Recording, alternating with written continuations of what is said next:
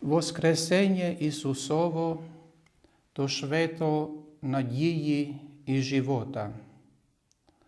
З Воскресенням Ісусовим воскреснул і чоловік, і в'єдно з Ним вошел до Божої слави.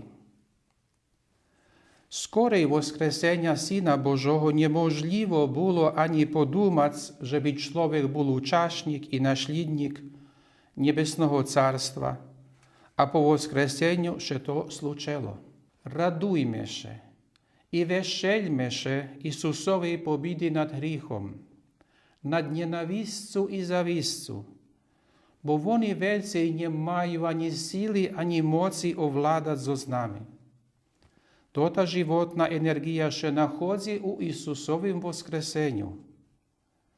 Od воскреснутого черпайме моці за кожний крочай, котрий по волі Божій, за кожне діло ділотворної любові і за кожну жертву, котрі ведь буду гаранти і за наше славне воскресення.